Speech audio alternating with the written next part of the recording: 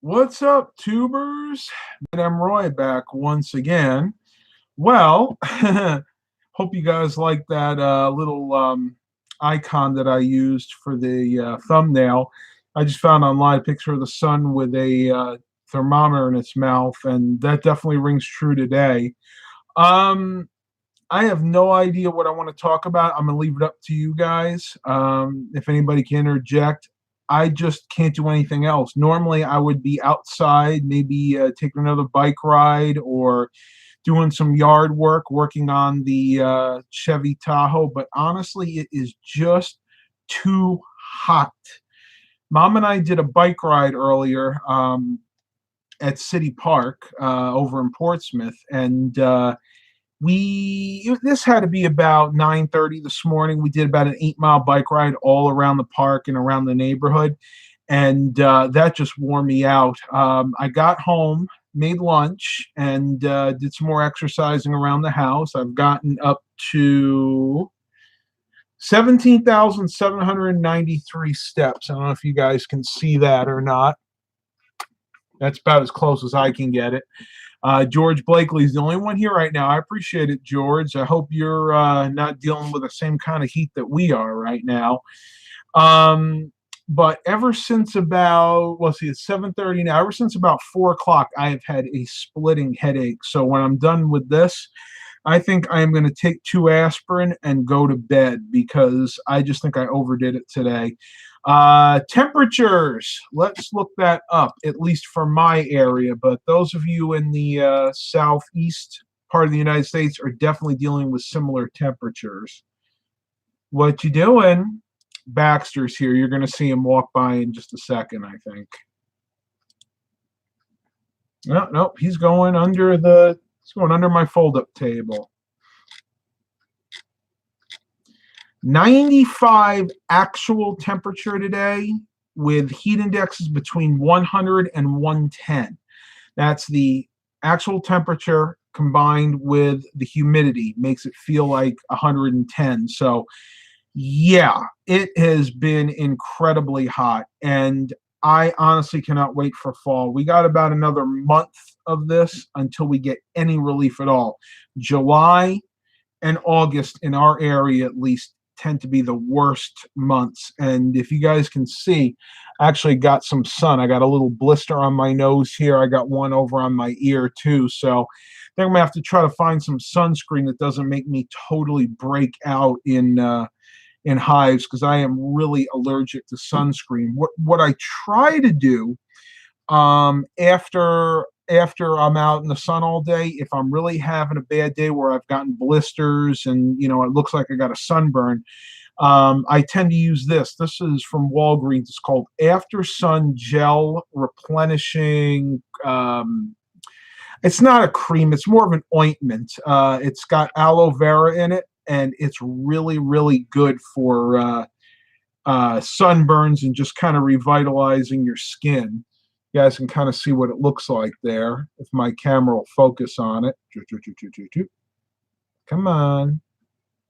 But you get the idea. It's like a little gel, and then what I'll do, I'll put just like a little bit on my face here, and especially where I think I got burnt. And not only does it soothe it, because it actually goes on cold. Like if you have a sunburn, you put this on your skin, it'll actually soothe it by making it feel cold. And not only that, it'll help moisturize and protect you from getting those blisters. So look that up if you get a chance. They're not very expensive. These I got on clearance at Walgreens for 49 cents, and this is for a 2-ounce bottle. So this is great for those of you that fly, because if you fly, you have to have your liquid containers have to be under 3 ounces. So this would definitely qualify for that. And heck, you know what? If you use this up on the trip, you could refill it with those little bottles of lotion you get from the hotels, and you can bring it back home with you. Just a little top tip there. Creighton Benner is here. Hello to you. George Blakely III said, it's 88 degrees where I am. Heat index is 97. I'll take that all day long, unlike here.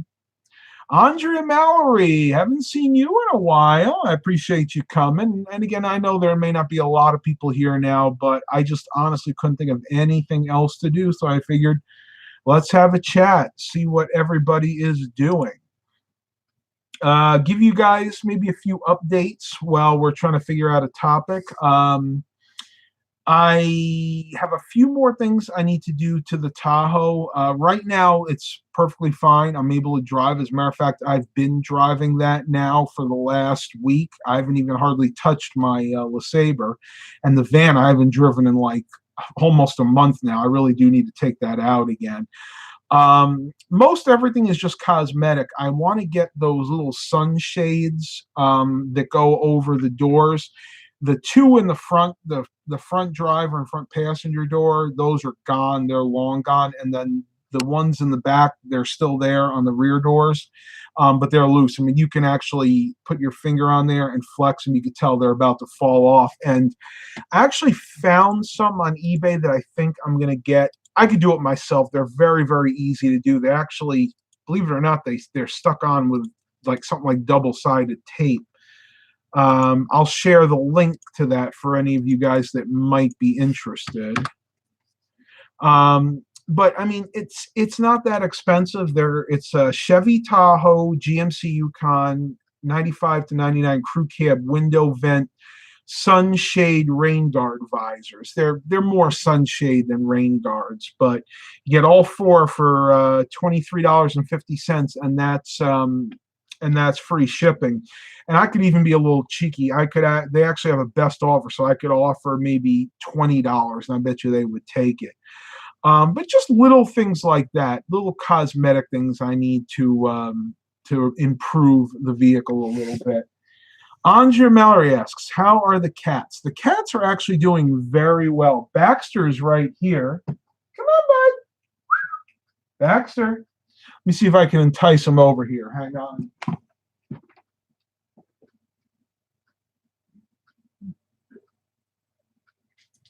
Kitty wants some treats. Oh, yeah. Oh, yeah. Baxter wants some treats. Come on, bud. Come on, Baxter. Come here. Come on. I'm going to put some treats right here. We'll see if we can get him over here, and you'll be able to see him. Come on. Nope. Baxter. Come on. Come on, bud. Come on. Come on. He's right over here if you guys are interested. Let me see if I can show him. There we are. There's Mr. Baxter. Here he comes. You gonna eat your treats? Go on. Go on, eat those treats. He's a good boy. I don't usually give him treats this time of night, but I can give him some every once in a while.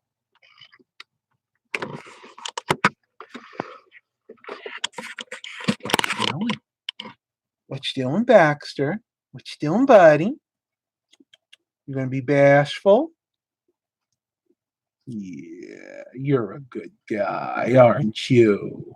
Psst, psst, psst, psst, psst.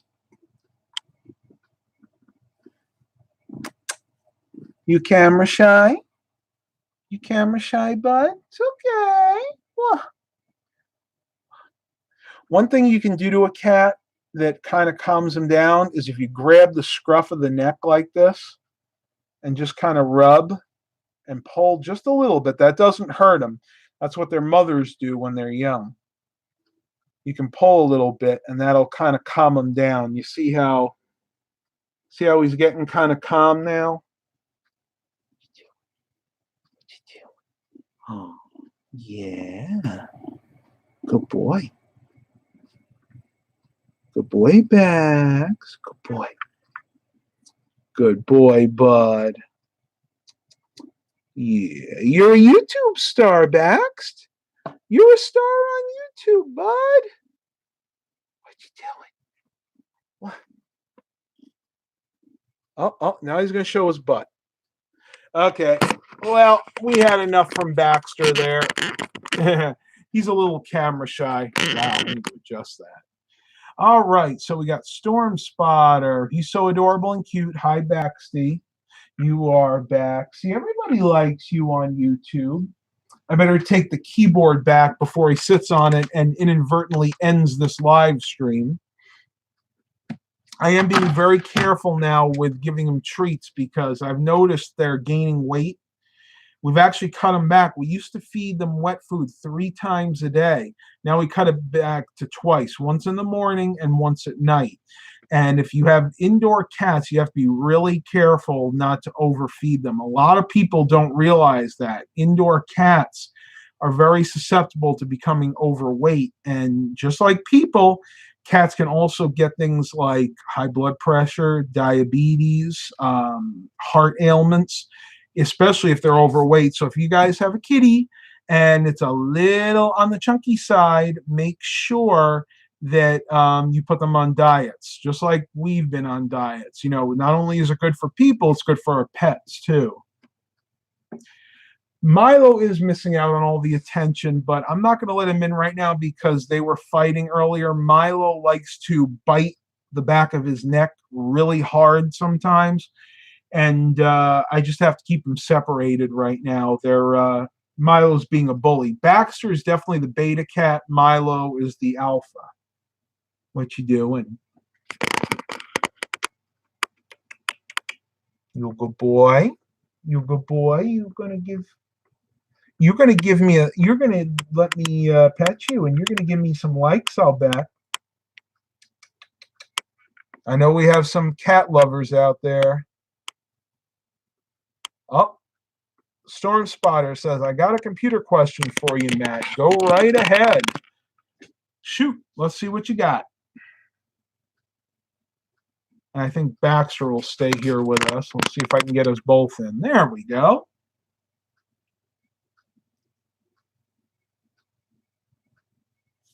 Did I write live at 8 p.m.?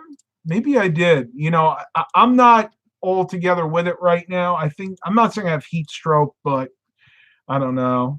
No, I'm live at 7:30. Old Windows games like CDs. Can I use Windows 2000 for gaming? Absolutely. As a matter of fact, if you go back, way back in my older videos, I put a video up of my Windows 2000 gaming system, which I actually still have over there. It's an HP 8000 series, like an 8649, something like that, running Windows 2000 Professional. And I run a lot of vintage games on there. I have some of the older Elder Scrolls on there. I run the older Tomb Raider games like the 1, 2, and 3.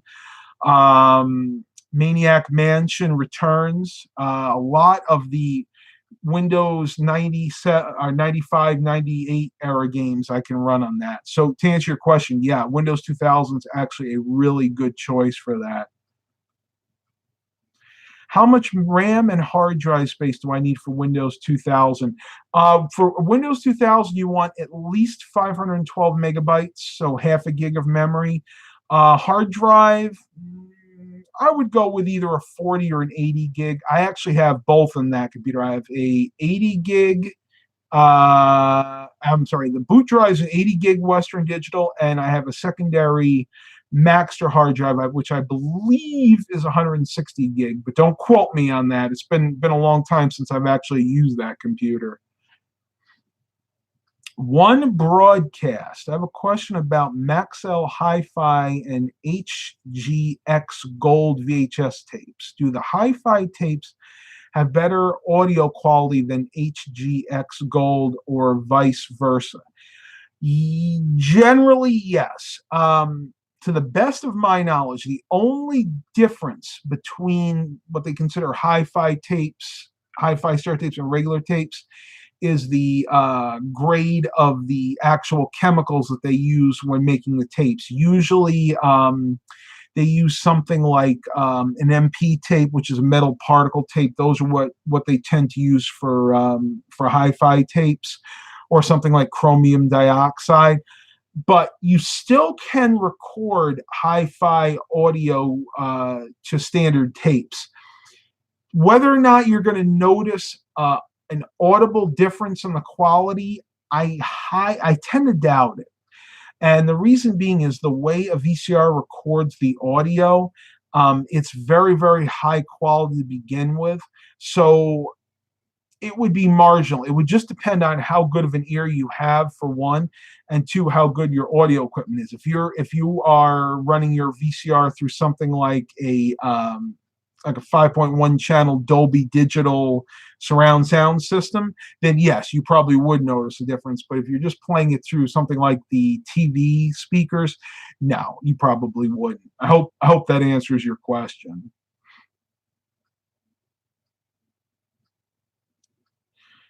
Storm Spotter says, "Sweet, I'm going to start looking on eBay to get an idea." Yeah, what I would recommend doing if you're trying to build a Windows 2000 gaming system, look at your local thrift stores. I got believe it or not, all the parts, and I'm talking about everything that I used to put that computer together came from one thrift store or another. The computer itself came from the CHKD right near my house. The video card came from another CHKD that was maybe about 20 or 30 miles away.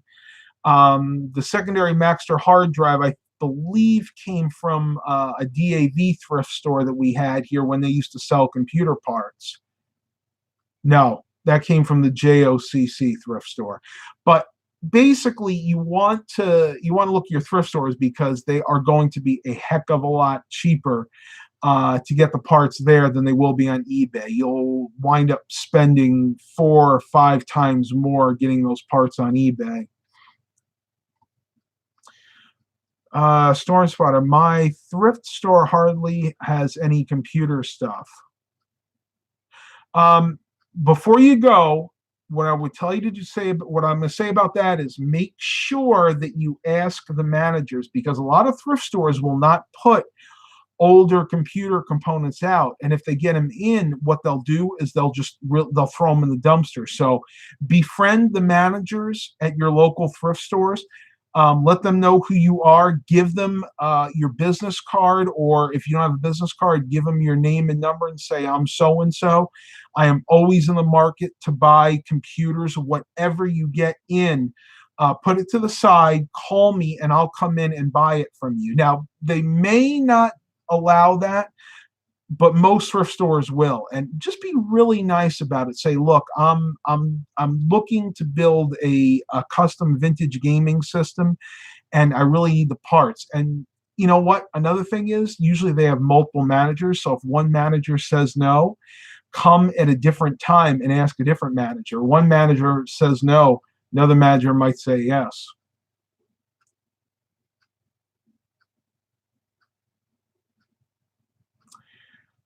Yes, very good point. Goodwills, actually, it depends on where you are. If you have what's called the Goodwill, like a distribution center, a lot of them actually have a specific computer area where they do repairs and they actually sell parts. So maybe look into that too. What you doing? What you doing, Baxter? It's gonna go in his box, I'll bet. We got this box from at Aldi the other day. We had to carry out a bunch of stuff, and Mom said, "Let's stick it in here. I bet Baxter will love to go in there." Baxter, what you doing? See if I throw some treats in there, if he'll go in. Look, look, look.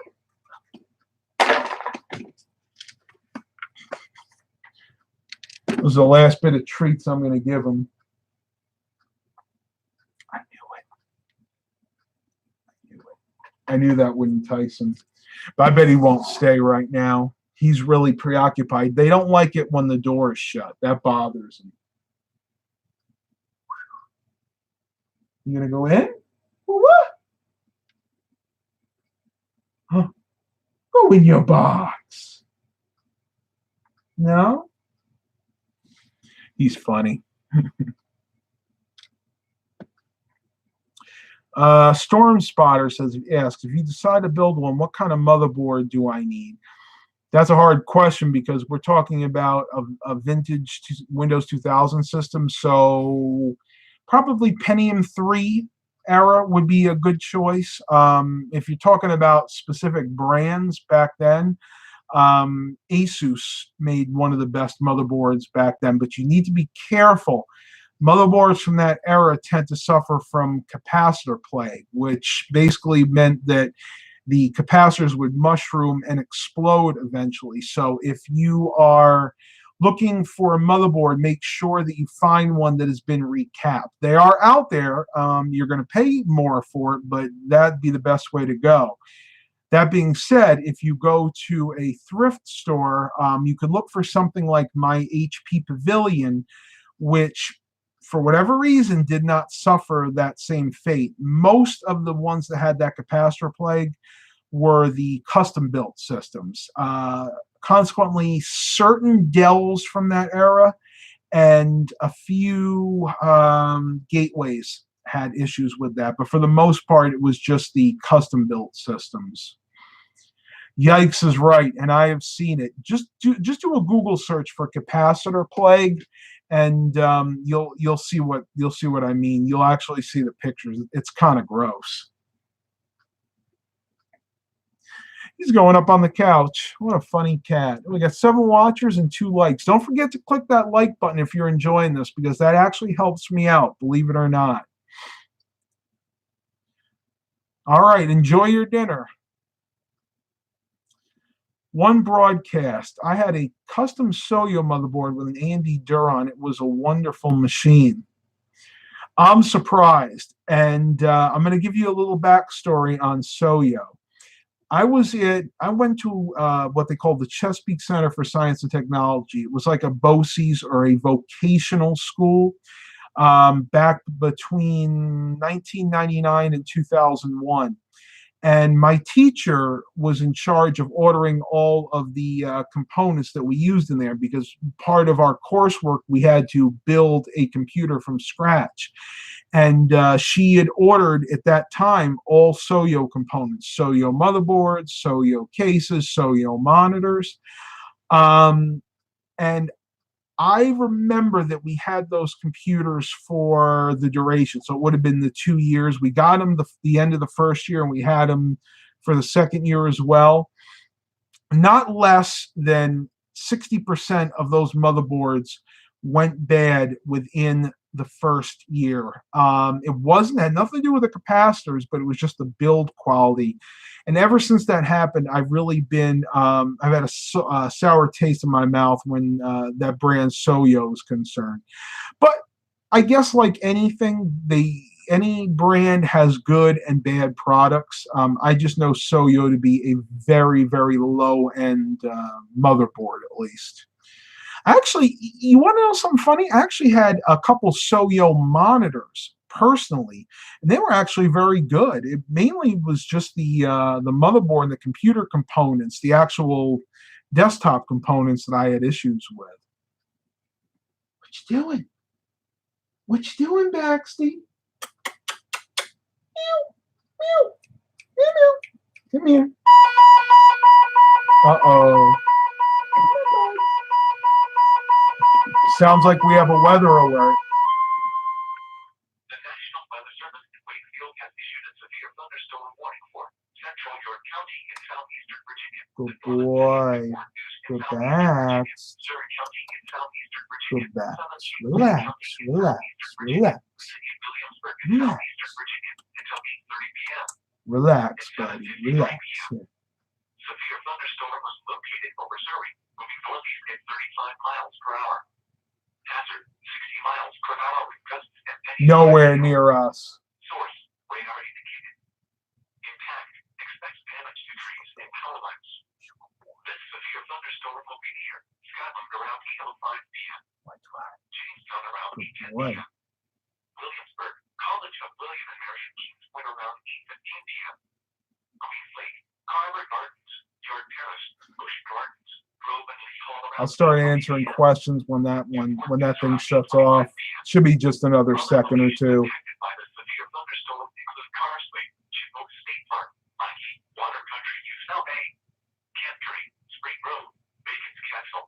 about an hour, hour and a half from where I live. For your protection to an interior Are you room on the ground happy? floor of a building. Please report severe weather by calling 757-899-2415. You ever see a cat with black lips? This cat actually has black lips.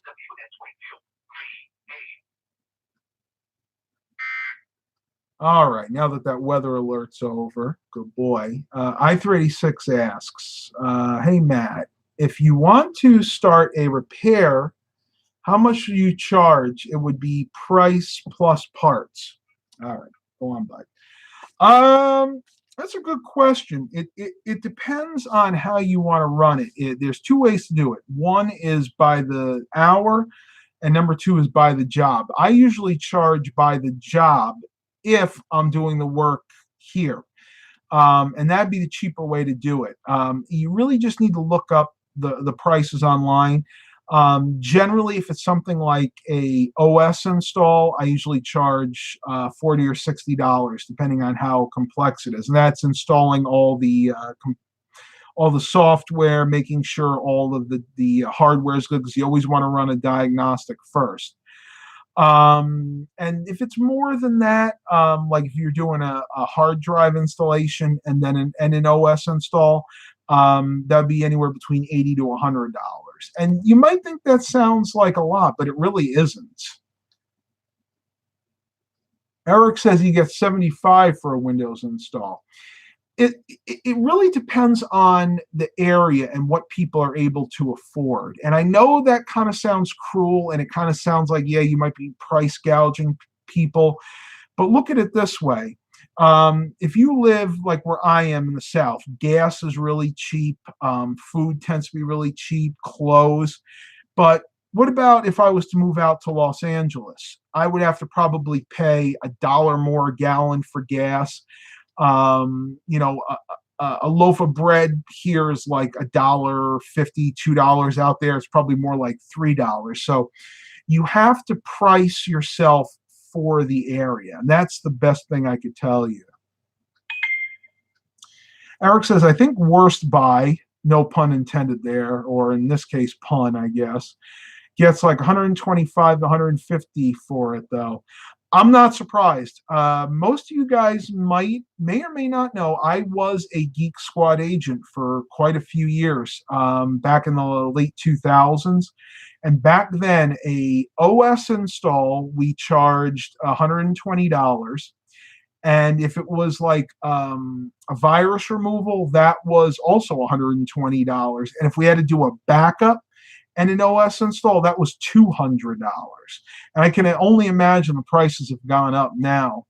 Actually, what I need to do is go back up there and ask a buddy of mine that still works there what they're charging for OS installs and things like that. Because believe it or not, even at different Best Buys, prices can vary. It's crazy the way the pricing structure is. You smirking at me. You smirking back, Steve. Cat's a riot. Eric said, we just had a thunderstorm go by. Yeah, I'm actually really surprised we haven't had any storms today. Let me get a little closer, because I think you guys are probably having a hard time hearing me. We had no thunderstorms today, no pop-up storms, which a lot of you guys probably know. When it's this hot, you have a really good chance of having pop-up thunderstorms. Forgive me if I burp. I don't know what it is. It's just been very, very gassy today. But you guys probably didn't need to know that.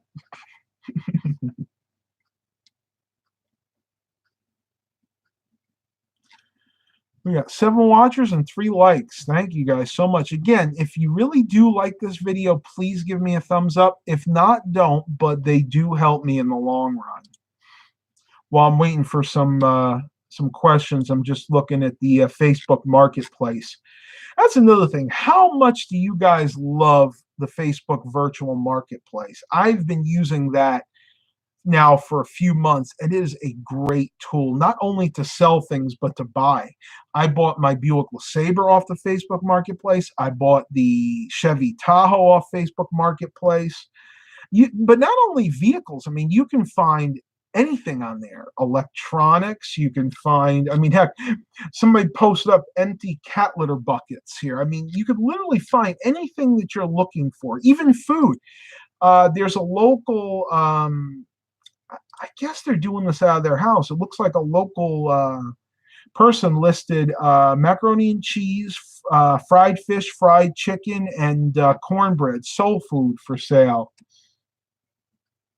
Wow, actually, that looks really good. They're offering the first plate free. So, I mean, heck, it's amazing. I've literally spent hours and hours and hours just looking at the Facebook virtual marketplace for things that I might want to buy. And I list a lot of things for sale on here, too. Ooh. Oh, wow. I'm just looking at a 2001 Buick Park Avenue, one of my mother's favorite cars. Looks like you had a little fender bender in the front. Would definitely need some repair work. See what they say about it. Great car, runs dry, 160,000 miles. Speedometer has been replaced. It came out of another car, so like the miles are wrong basically. But new parts, rotors, brakes, well done, and new CV axle. Has cosmetic work needed to be done to it because of a fender bender. No frame damage. Car runs perfect. No mechanical issues.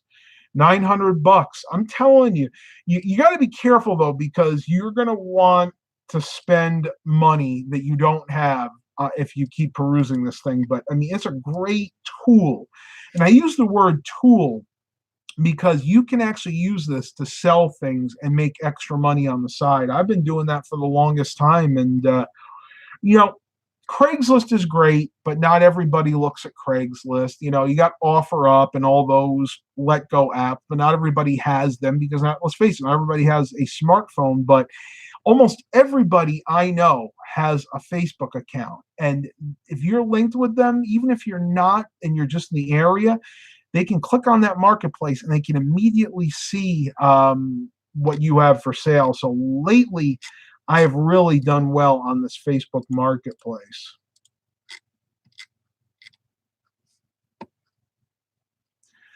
Eric goes, I'm buying an i7 6700 in a Asus ROG board off of there for $120. I mean, there you go. How can you beat that for $125? Amazing deals. Awesome Computers says hi. Hey, Awesome Computers. Like the name. Like the name. Dell G3 laptop, $800. Well, I'm sure it's probably worth it, but that's more than I would ever spend. Here's something interesting. A 93 Camaro Z28, first year of the new style. 1900, 187,000 miles. That's kind of high. What engine, though? Oh, it's the V8. It's the, what was that? The 3. Oh, it's the LT1. Wow, did that actually, I guess that did come in there, the Camaros back then. Not a bad price, I guess, but that's still a lot of miles. When you look at a performance vehicle with that kind of mileage, you got to wonder if they beat up on that engine really bad.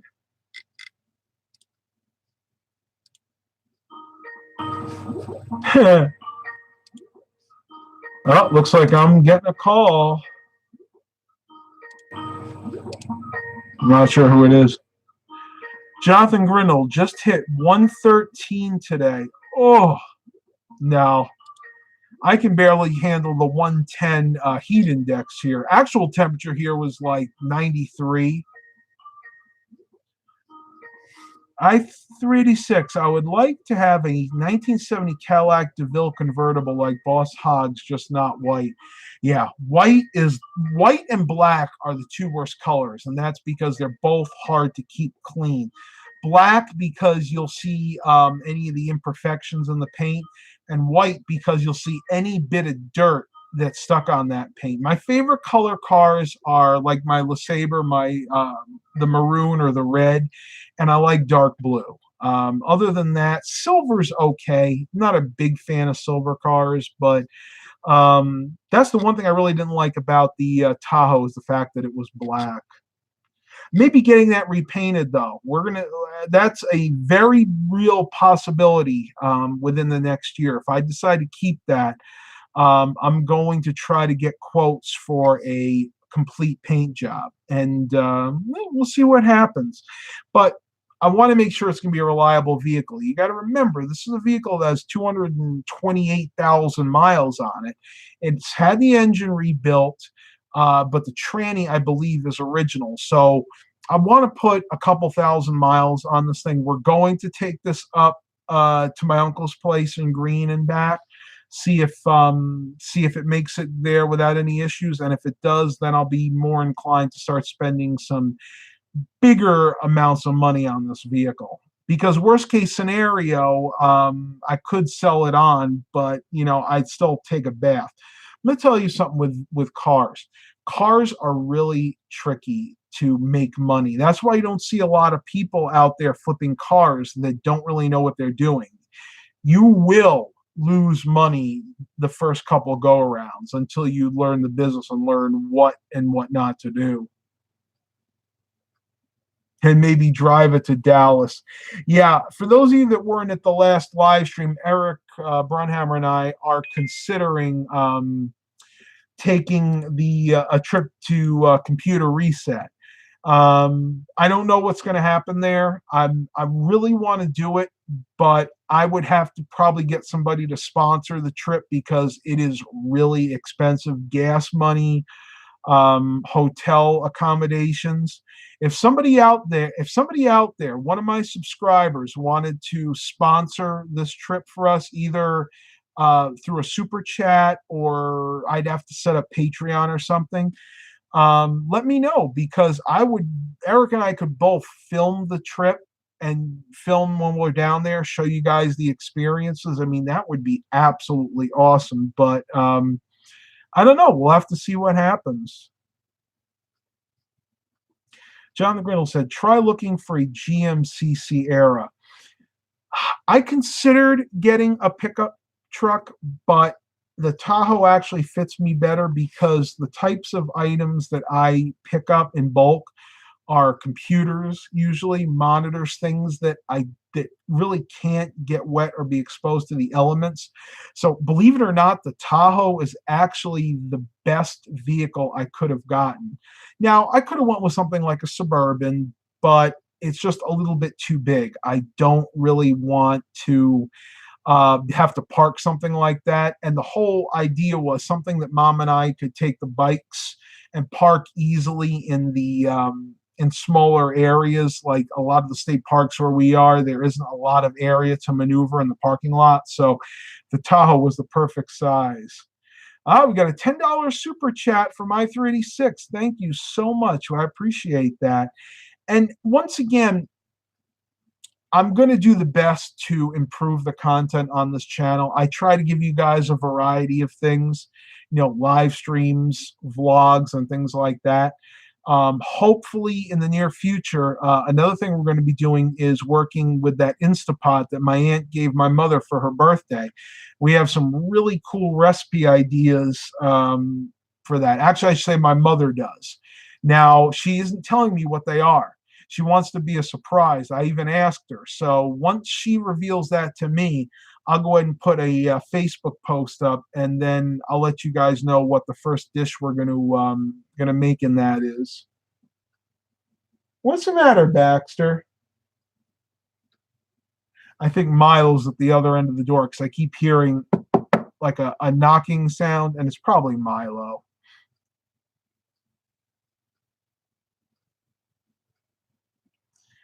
Jonathan Grindle, Matt, this was just a suggestion. Why don't you use the 2 Dell monitors that you got for your main system because they will match?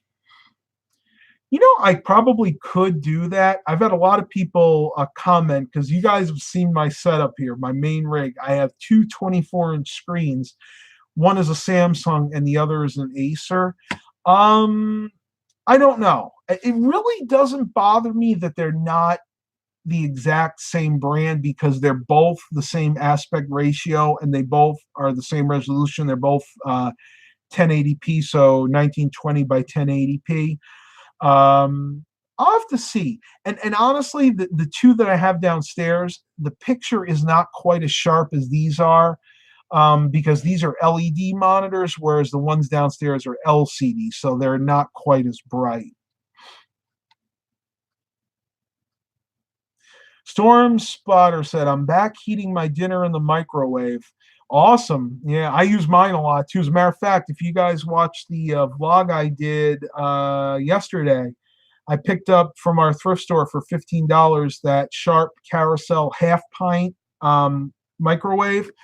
And I actually used that twice to heat up my oatmeal. It wasn't quite as strong as I hoped, but it gets the job done. And the nice thing about it is, if I'm up here working, I have the microwave up here. I keep my instant oatmeal, my strawberries, everything I need to make it.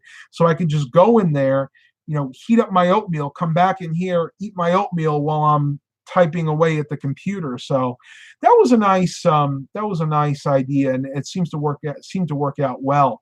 What I actually did on top of that on top of the refrigerator where I have the microwave now, used to sit a Keurig K79 Platinum brewer and some K-cup holders. But ever since I got the one downstairs, I don't use it. So what I did, I listed that one for sale yesterday on Facebook Marketplace, sold that for $30, got the microwave to replace it for $15. So basically I made $15 profit, and I was able to buy myself some more oatmeal.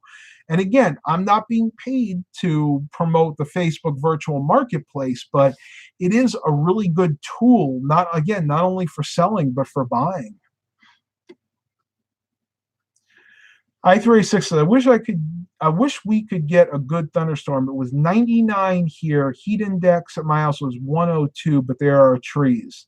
That's always nice when you have shade, because it doesn't matter how hot it is. If you have shade from the sun, it's always going to feel about 10 degrees cooler. Storm Spotter, just something quick. How is the Buick LeSabre doing? Something, that is one of the most reliable vehicles I've ever owned. And I'm also counting the other LeSabre I had, the 2003. This one I have now is a 2000. The only thing I have done to this is regular maintenance stuff, oil changes, and changing filters. I bought this vehicle 11 months ago now for $1,500 on Facebook Virtual Marketplace. I've put almost 6,000 miles on it, and I fully expect that vehicle to last probably another 5 or 10 years. It's got 143,000 miles on it now. Pound for pound, that is one of the most reliable vehicles I've ever owned. And thank you for reminding me. I still need to do a review of that car and the van. But I think I'm going to start with the Buick LeSabre, because I am just so enthused about that vehicle. I can't tell you. Somebody asked about the town car. Where am I missing it here? Oh, Stormspire, do you miss your town car? Not really. It was a good vehicle, but honestly, the LeSabre gets better gas mileage, and it's just as reliable of a vehicle.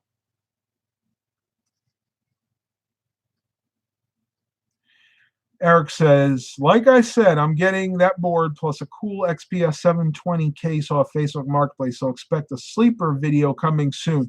I will be watching that, because I'm really geeked out by the Dell XPS cases. I just really like the way they look. I always have. Even going back to the Pentium 2 era, which is my Pentium 2 DOS and Windows 3.1 gaming system, is a Dell Dimension XPS D233. One of the very first Dell XPS systems, but not the very first. I believe the very first time they used that XPS name was for the Pentium 133s. That was the generation before. But it was the same style case. Andre Mallory asked, do you ever wear a suit and a tie? Yes, I do. As a matter of fact, you don't even have to take my word for it. Hang on.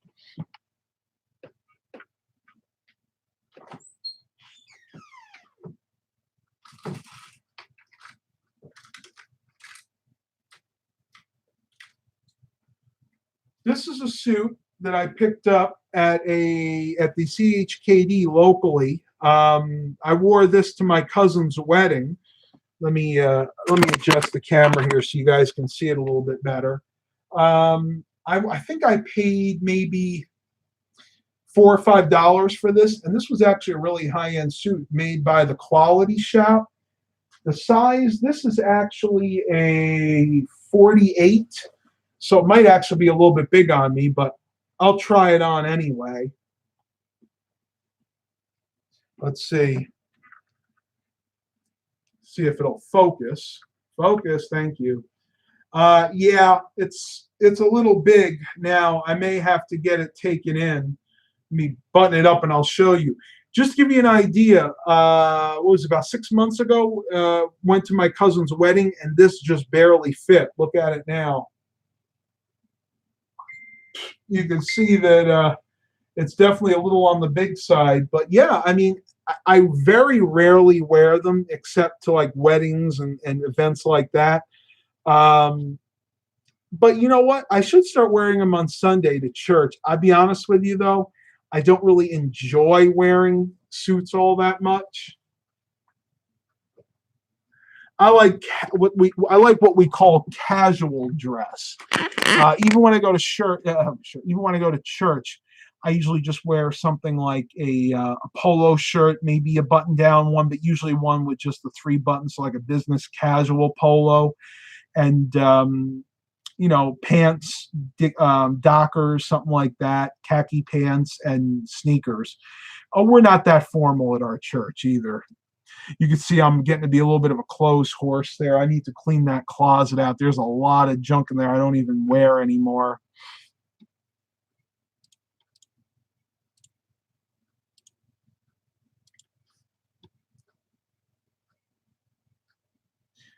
Well, thank you, Robert Jones. Said the shirt and coat is a good look for you, Matt.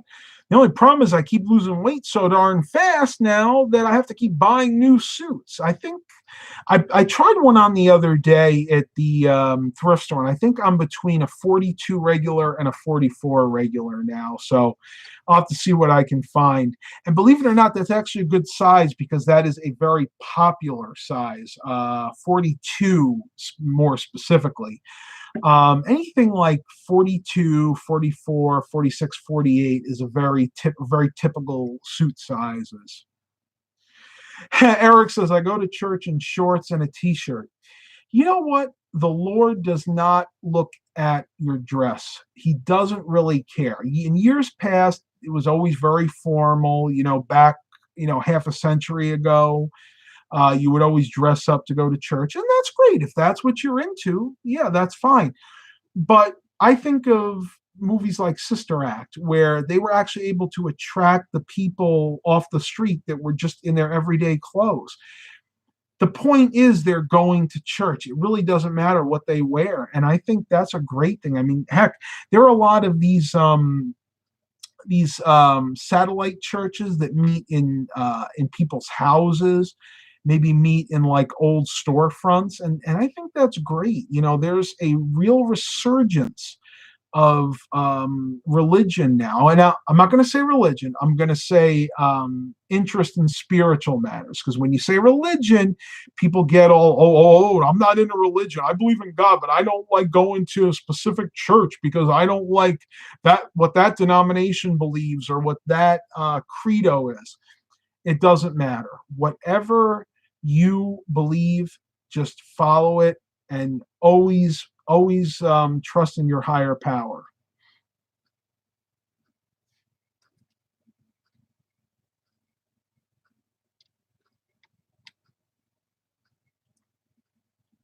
I-36, I only wear a suit and tie at a funeral, and that is if I am helping carry the casket. So if you're a pallbearer, something like that. And take the coat and tie off as soon as I get in my car to go home. I don't blame you, especially when it's hot like this. I can't imagine people have to wear suits and ties like funeral directors, undertakers. No, I couldn't take it. Good one, thanks. I haven't, Jonathan. I have not had a chance to look at that Fog project software. I honestly, I have been so busy lately my regular job that a lot of projects have been put to the wayside. I honestly, I really wanted to have a cooking video up with the Instapot, but we just have not had time. And this weekend we have my cousin and her boyfriend coming down, and maybe that, if I can get them in to do it, maybe we can make a video together. But I don't know if it's going to be a cooking video. We'll have to see what happens there.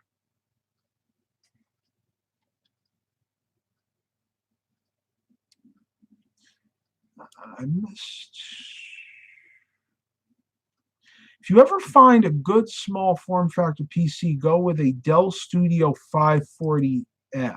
Jonathan Grindle. I got to look that one up. If that's what I'm thinking.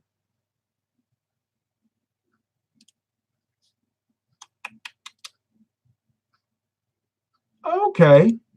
Yeah, I remember that's the same style as the Del Vostro 200, 400 ultra small form factors, and I think the Inspiron 530 and 531S's use that same platform. Really good case design, in my opinion, especially the full size versions of those.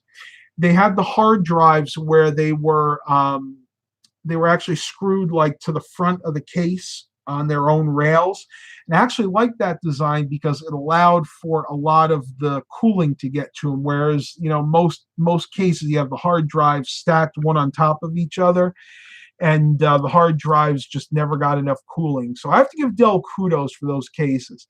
And believe it or not, there is a cult following online for those particular years, but not everybody liked them. Some of the people preferred the old Dell Dimension like 4000 series cases. I like to call like the accordion style cases where they would actually come apart like this. You guys remember those? They were all plastic for the most part. Those are the ones that drove me crazy. And then they had the let me see. I used to have the rails in here, but I don't have. They had those big green rails you had to attach to all the drives, and you put them in, and they would clip to the sides. They were a quote unquote toolless case, and they were for the most part. You really didn't need any tools, but they would just degrade over the years. They would crack. The things would break. They used to drive me crazy.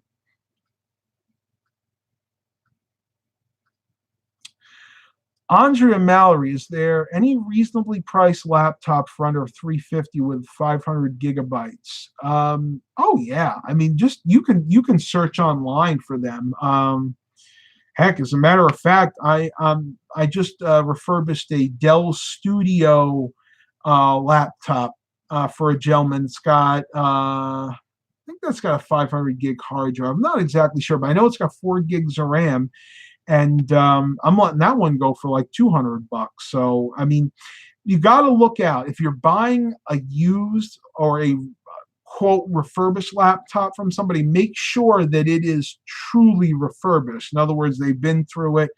They've done all the diagnostic tests. They've reinstalled Windows. You want to make sure that they're not just giving you a lot of lip service and saying, it's refurbished. Yeah, it's refurbished. Yeah, right, yeah. Because they may not actually back it up with that. An SSD is definitely a good option, but not necessary for everybody, and not even recommended for everybody. SSDs are good for people that need quick access to their computer, but don't transfer files around a lot. You got to remember, an SSD, if you're the type of person that loads a lot of files, especially in a laptop, because most laptops only have space for one hard drive. If you're somebody that loads a lot of music, a lot of pictures and videos, and shuffles them around a lot, you do not want an SSD, because that will kill an SSD very quickly. But if you're somebody that does most of your work online, maybe uses your computer for light gaming, then yeah, an SSD is a great option, but just not for everybody. Hard drives seem like they're getting slower and slower. I feel your pain, but I think a lot of that has to do with the fact that we're so used to SSDs now. A lot of us have forgotten just how slow a conventional hard drive is. What are you doing?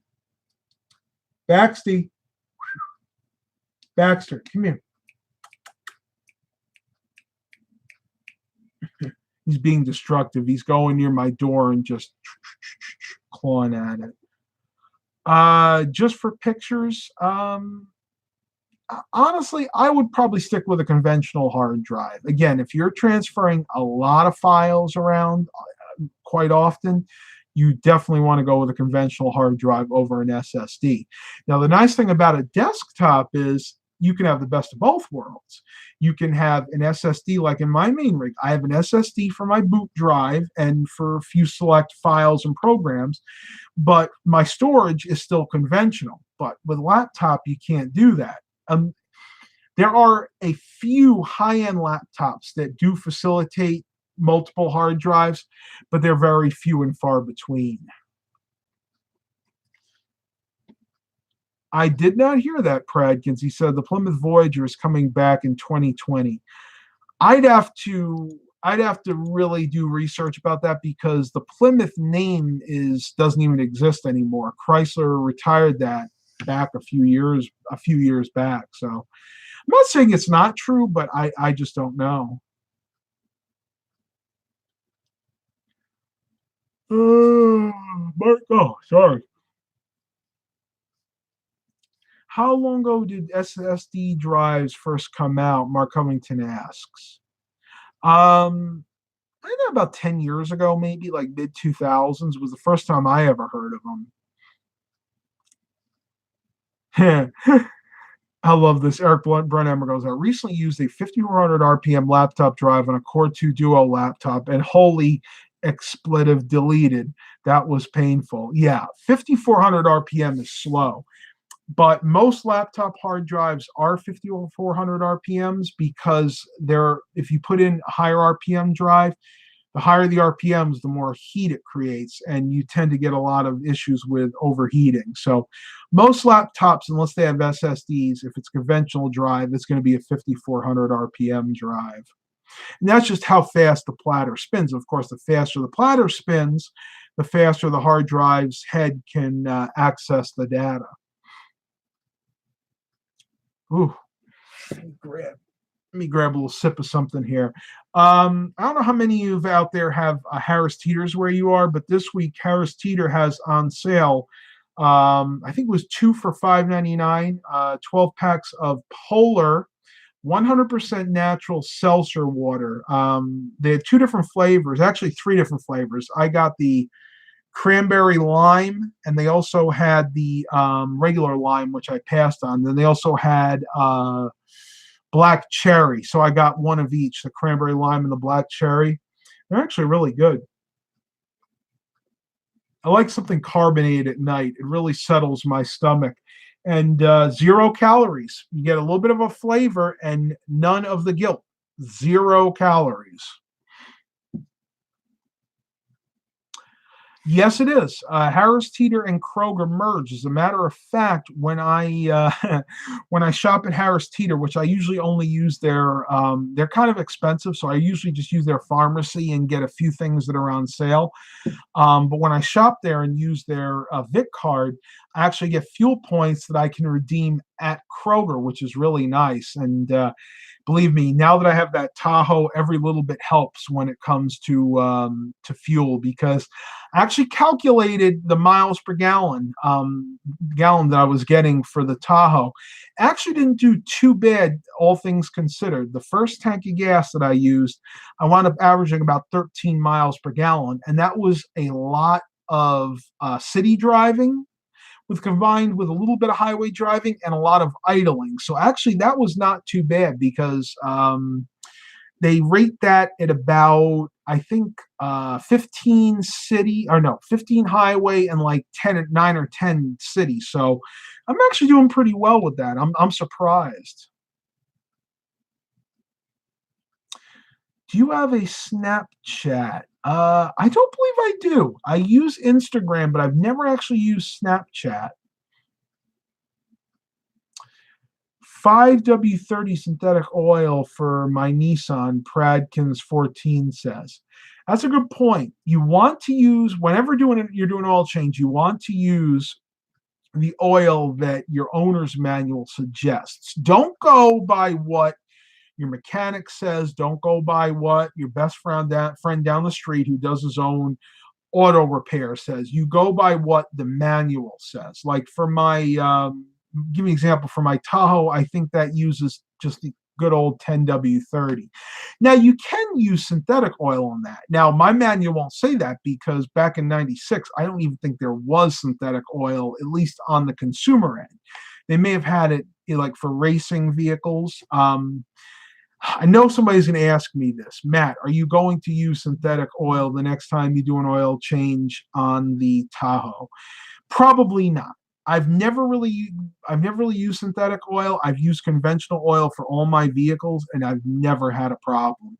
The main difference is when you use conventional oil, you have to change it a little bit more often. I usually change my oil at 2,500, 3,000 miles, whereas with synthetic oil, they say you can wait to about 5,000 or 6,000 miles, but I would never go past 5,000 miles before changing my oil because at that point, your oil filter is going to get filled and clogged. And guess what happens when your oil filter gets clogged and filled with debris?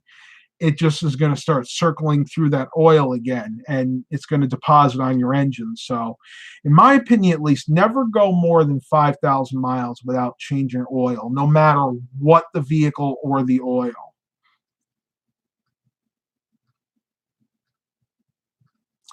Jonathan Griddle asked, did you ever sell all those Dells with the bad power supplies that I got on the pallet? Yeah, the Dell Precision T3500s. Yes, I did. And those have come back to bite me in the butt a few times. No pun intended either.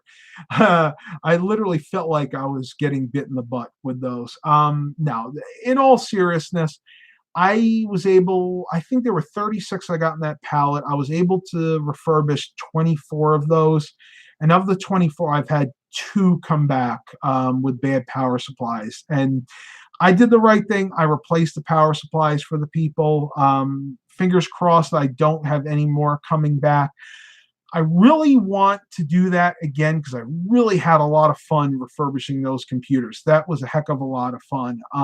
But I'm really gun shy now buying off of eBay because the owner that the seller that I got those from said they knew what they were doing. They even had their own computer warehouse, but obviously those computers have been hit probably with lightning or some type of electrostatic discharge, maybe a surge or a spike, because most of those power supplies were shot. And the dead giveaway was when I started looking at them, I realized that about maybe 5 to 10%. So that was probably about 5 or 7 computers had their power supplies replaced. And then I realized that the reason they had them replaced is because periodically those computers were failing. And I think that's why whatever building they were from, and I did find out that they came from a medical building of some type. I think that's why they got rid of them. They realized that, hey, we got a big problem. These computers keep blowing their power supplies. So probably the IT department figured, you know what, it's time to just get rid of them and replace them with new systems. So for fair warning to you guys, if you're going to try to do the same thing I did, buy a pallet of computers on eBay and flip them, you might run into a problem like that. So just be really, really careful. Do your homework, and at the very least, make sure that you have enough money left over to replace parts, because chances are you're going to need to.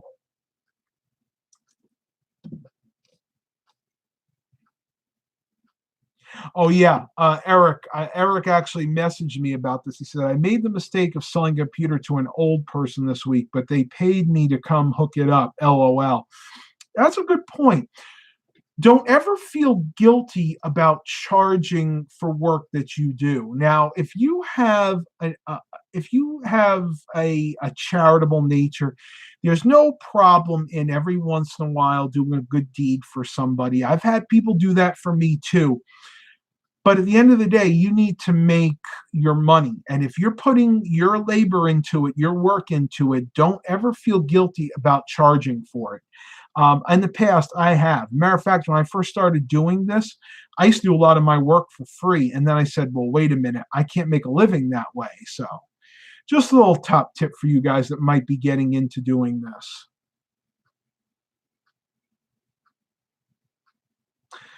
Do you listen to your quiet music at night? Yes, I do. I am the type of person that needs white noise. I usually have my two fans going, and I play our local classical station, 90.3. They have some beautiful, beautiful classical music at night.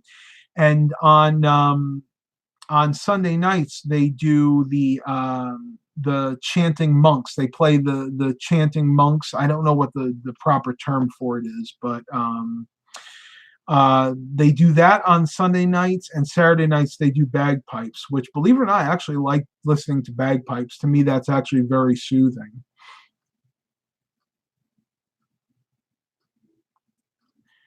That's nice. Eric said that they insisted on paying even though he offered to do it for free.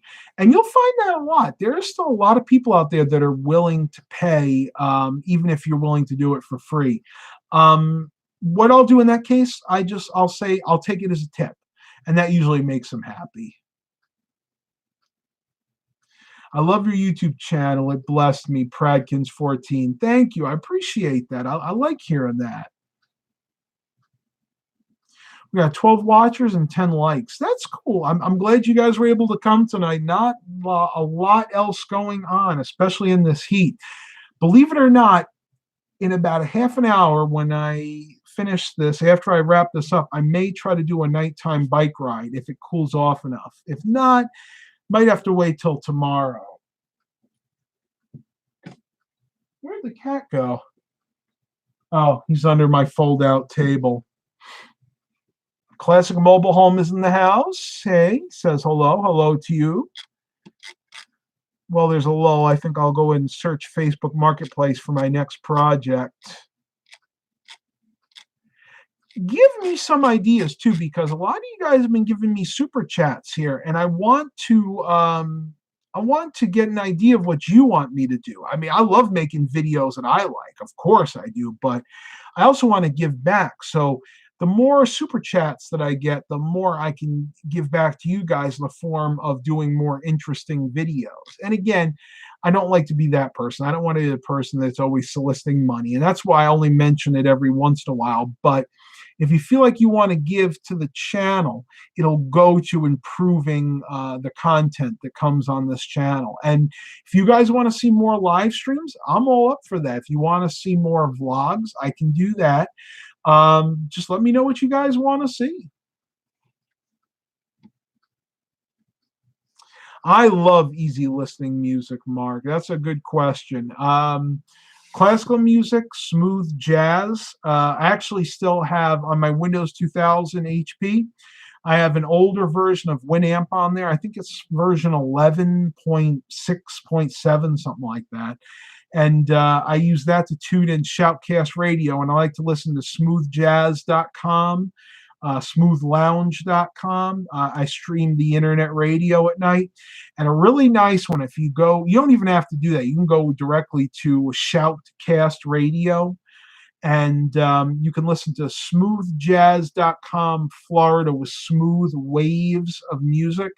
That puts me right to sleep. As a matter of fact, I might do that tonight because I've been having a hard time sleeping lately with all this heat. Have I gotten any more subscribers? A few recently, though. It's been kind of slow over the summer. I think I'm up to about 6,900, 6,874 officially. So we need to get to 7,000. When I get to the 7,000 mark, I'm going to do something really special.